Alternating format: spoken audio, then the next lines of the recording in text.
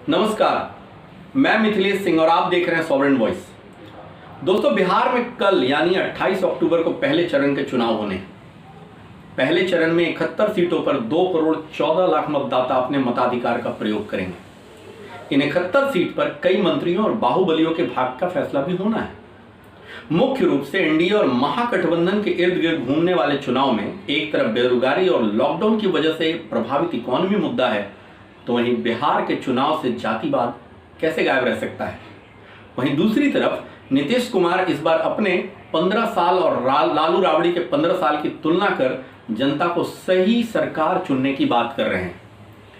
वहीं तेजस्वी यादव रोजगार के मुद्दे के साथ जातीय समीकरण के भरोसे नैया पार लगाने की कोशिश कर रहे हैं। लेकिन इस बीच जंगल राज का भूत और भूरा बाल भी इस इलेक्शन में उभर कर आ रहा है। ये कोई छुपी हुई बात नहीं है कि बिहार 1990 से 2005 के बीच करीब 30 से 40 वर्ष पीछे गया था, और ये वर्ल्ड बैंक और IMF के आंकड़े भी कहते हैं। साथ ही जनता से बात करेंगे तो लालू राज का मतलब ये तस्वीरें होती हैं, एक के बाद एक नरसंहार, चाहे भूमिहारों का हो या दलितों का। एक नरसंहार में दलितों को हथियार बनाकर भूमिहारों को मरवाया जाता था, तो भूमिहार भी बदला लेते थे। और जातीय हिंसा में सबसे ज्यादा नुकसान दलितों का ही हुआ था, उसके बाद भूमिहारों का। भूमिहारों ने रणवीर सेना की स्थापना तो 1994 में किया था, जब 12 में 40 भूमिहारों को यादवों के नेतृत्व और दलितों को सेना की तरह यूज किए जाने वाले संगठन MCC ने 1992 में मौत के घाट उतार दिया था। इस जातीय हिंसा का सबसे ज्यादा लाभ यादवों को मिला, सत्ता, पावर, पैसा और संपत्ति के रूप में, और बर्बाद हुए सिर्फ दलित, जो पहले से ही काफी गरीब थे। कहा जाता है कि लालू ने दलितों और पिछड़ों को आवाज दी, तो लालू के काल में बेइंतहा हत्याएं क्यों हुई दलितों की, और नीतीश कुमार के आते ही वही दलितों के नरसंहार रुक गए। हिंसा से किसी को आगे बढ़ाया नहीं जा सकता, शिक्षा और अवसर ही सिर्फ किसी को आगे बढ़ा सकता है।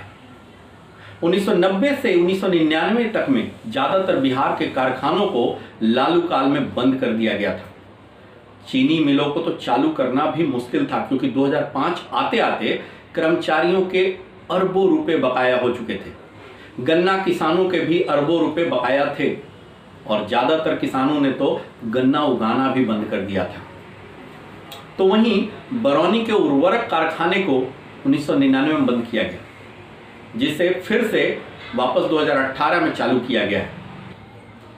1990 से 1999 तक में ज्यादातर बिहार के कारखानों को लालू काल में बंद कर दिया गया था। चीनी मिलों को तो चालू करना भी मुश्किल था, क्योंकि 2005 आते आते कर्मचारियों के अरबों रुपए बकाया हो गए थे। गन्ना किसानों के भी अरबों रुपए बकाया थे, और ज्यादातर किसानों ने तो गन्ना उगाना भी बंद कर दिया था। यानी अगर मिलें चल भी पड़ती तो कई सालों तक गन्ना का उत्पादन नहीं होता। तो वहीं बरौनी के उर्वरक कारखाने को भी 1999 में बंद किया गया, जिसे फिर से वापस 2018 में नीतीश की सरकार ने चालू करवाया। उर्वरक कारखाने को चालू करने के लिए नीतीश सरकार ने 280 करोड़ रुपए का स्टाम्प ड्यूटी माफ किया है। वहीं नीतीश कुमार की बात करें तो उनको बीजेपी के साथ मिला जुलाकर लगभग हर जाति का समर्थन थोड़ा बहुत मिलता है, लेकिन खास करके सवर्ण और बिजनेस क्लास इस गठबंधन के साथ है।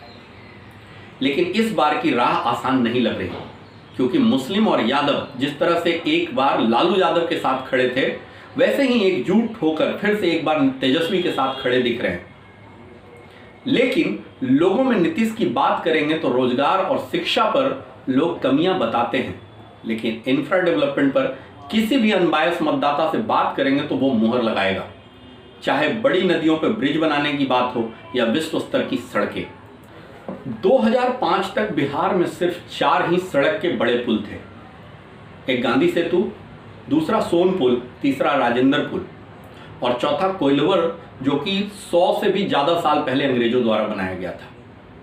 वहीं नीतीश के 15 साल के कार्यकाल में दीघा सोनपुर जैसा वर्ल्ड क्लास का ब्रिज बना, तो कई बड़े पुल निर्माणाधीन हैं, जैसे राजेंद्र पुल के समानांतर मोकामा और बेगूसराय को जोड़ने के लिए एक 4 लेन पुल का निर्माण हो रहा है जिसकी लागत करीब 1700 करोड़ रुपए है।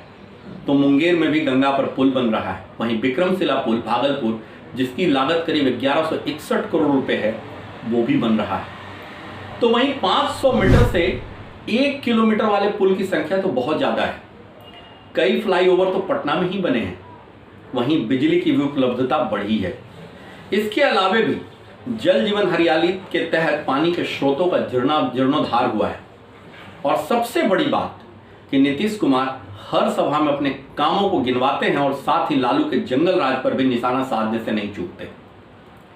अब ये लोगों पर निर्भर करेगा कि वो किसकी बातों पर भरोसा करेंगे और क्या ये तस्वीरें भी उन्हें ये तय करने में मदद करेगा कि वोट किसे देंगे। लेकिन जिसे भी दे, जनता से अपील है कि वो वोट जरूर करें। धन्यवाद।